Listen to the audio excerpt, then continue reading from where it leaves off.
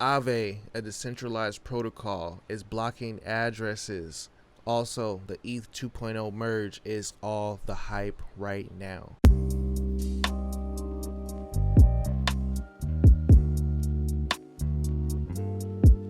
Decentralized.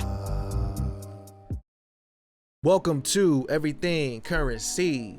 This is a show where we talk about everything crypto and mo. I'm your host Jay, and today, sorry if I was too loud on that intro. I felt like I came in with the energy. I was trying to give y'all some energy, but we're gonna talk about what's going on with this Tornado Cash situation, where Aave is now blocking addresses who have interacted with Tornado Cash, and of course Justin Sun is complaining that he got blocked from the front end. We're also going to talk a little bit about the ETH 2.0 merge, because everybody's saying that this thing is very big news. And you know what? I'm guessing, not guessing. I figure it is very big news because there's a lot of TVL, which is total value locked on Ethereum, and a lot of people are holding their bear market coins and their bear market cash on the Ethereum network. So this is a very big deal what's going on in September. So skip all the stuff about subscribing. You already know what to do, and let's just get right into it. And we'll start with this article right here. We're only going to read the headline, where it says, and don't just read headlines, make sure you read the whole article, because the headlines grab you and then they explain what's really going on, and sometimes the headlines are lying. But it just says why Justin Sun was blocked from this Ethereum DeFi protocol. And let's just go see what Justin Sun had to say. He said, "I'm officially blocked by @Aave since someone sent 0.1 ETH randomly from Tornado Cash to me." And then he tagged this person right here, who is the founder of Aave. Aave. I'm pretty sure they probably did that because somebody stole the name Aave already from them. So let's see what the price of Aave is doing right now. Not really reacting to the news. There is still 5.8 billion total value locked. So what did Aave have to say about all this? They said it's the team's top priority. I don't know why I said all that. It's not even there. Stop it. Get some help. The Aave team's top priority is to build a safe, secure system for users. We integrate TRM's API on the Aave IPFS front end, which is why some users may be experiencing trouble accessing the Aave app. One of the front ends for the Aave protocol. They say one of them. Scrolling down, let's just see what they say on number 3 right here. After the OAC section decision on Tornado Cash, the team integrated the API, which screens and blocks addresses that have interacted with Tornado Cash contacts post sanctions. This integration was both critical and urgent. So basically they got strong armed by the government and said, integrate this right now. You know what I'm saying? Like, we don't really like those people over there who be trying to hide money from us, because mixers and privacy coins are going to come under scrutiny from the government. The government, for some reason, wants to know everything we buy and all the money that we're moving around. They on the back end, they want to know what's going on there. So Aave, which is one of the most known DeFi protocols, just integrated something from the team, which seems a little bit centralized to me. What do you guys think about that? Do you guys feel like decentralized protocols should have teams that could impose regulation? I think this is a little bit bigger than what's going on with Ripple and the SEC with the whole securities thing. I think what's going on with DeFi is something that's a little bit bigger for us to look at, because if this thing just happened, there wasn't like no court case, there wasn't like Aave said, no, we're decentralized, the community is not gonna like that.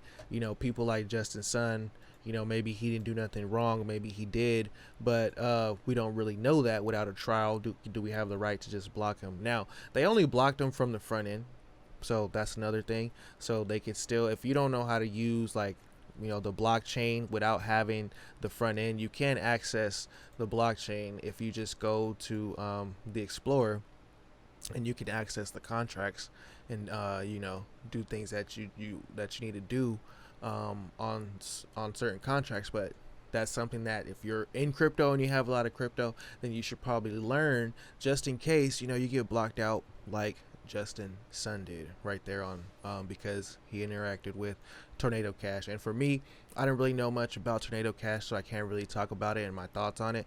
And when I try to go to the website, can't be reached. It's sanctioned, buddy. Why are you even trying to reach Tornado Cash? I don't even know what it is to even try to say I know what it is. But when I look at the Twitter, they basically says it's privacy transactions on top of Ethereum. So hey, the government's not gonna like that privacy. So more than just Justin Sun were having an issue with this. There was somebody who actually was targeting, I guess targeting. I want to say targeting just because there are a bunch of people who got sent zero point 0.1 ETH, and then they were blocked from this. So let me see if I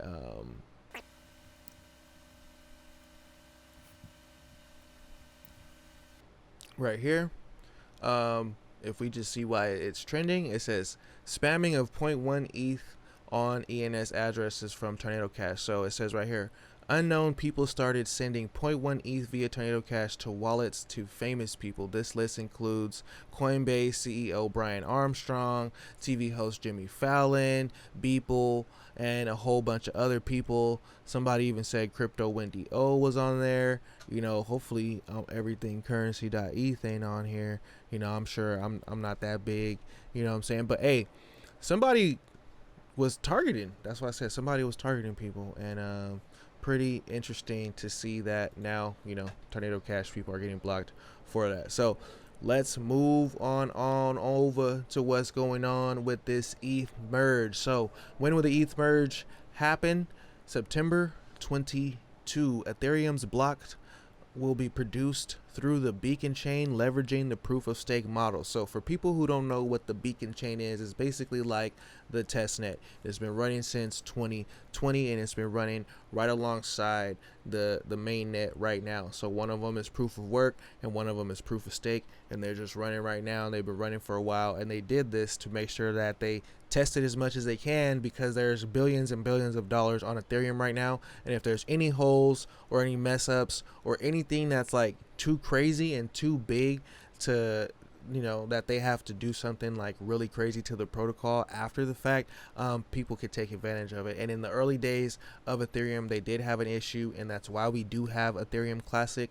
So they don't want that to happen again, of course, so they're doing the best they could. And if the merge gets pushed back, I wouldn't be surprised, but right now they're aiming for September. And since the beacon chain has been running pretty good, in my opinion, this merge is going to be the most important thing. It's going to be the most risky part of the whole of the whole situation for the team, and I think hopefully they get that right, because like we can see even right here just on Aave, there's $5 billion locked in Aave, almost $6 billion locked in Aave. There's a lot of value on Ethereum right now, and all of that, you know, Aave isn't only on Ethereum, but a lot of majority of that money is on the Ethereum blockchain. So hopefully this goes well. Every other project out there that we all like and love, they're all trying to connect back to Ethereum's virtual machine, the decentralized world computer that we're all trying to use to do gaming and finance and NFTs and all this stuff. So if this goes wrong, it could be pretty bad, and it could be, you know, bear market, more bear market-ish. Leading up to it, I think there could be a lot of hype built around it. Videos just like this one, you guys asking me about it.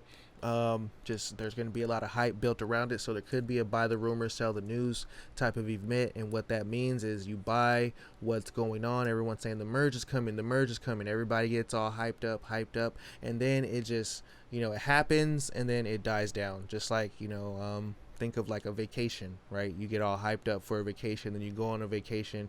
It's like the height of euphoria, and then when you're flying home on the plane, you start to come down. And then when you go back to work on Monday, you're just like, nah, whatever, until my next vacation, right?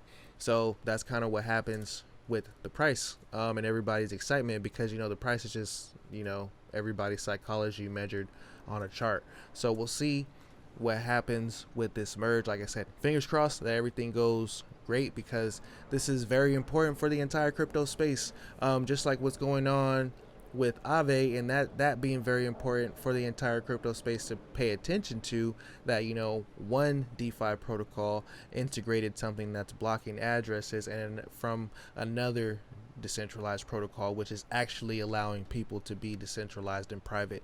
So pretty interesting, and there's going to be a fine line between that, how much privacy are we allowed to keep, and how the government needs to regulate money laundering and funding of terrorists, and the stuff that they really do, that we really do need them to regulate. I don't want to go overseas and start fighting no terrorists, so I need them to go handle that.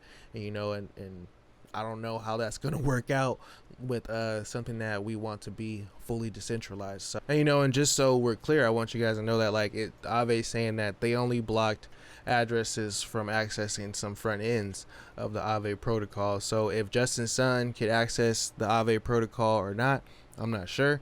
I didn't really, go and see what he was saying after that. But let me know what your guys' thoughts are on this whole situation. Do you think that it's right for a decentralized protocol to block any addresses from their front end, especially when they're just using or receiving transactions from another decentralized protocol? Very interesting question to be asked. Also, what are your thoughts on the ETH merge? Do you think it's dangerous, or do you think it's going to be very good for Ethereum price? Do you think there's going to be a come down after the whole thing is done? I mean, this has been building up since before I got into crypto. They were talking about ETH going into proof of stake before I even got here. So this has really, been a long time coming. So let's just hope they get it right.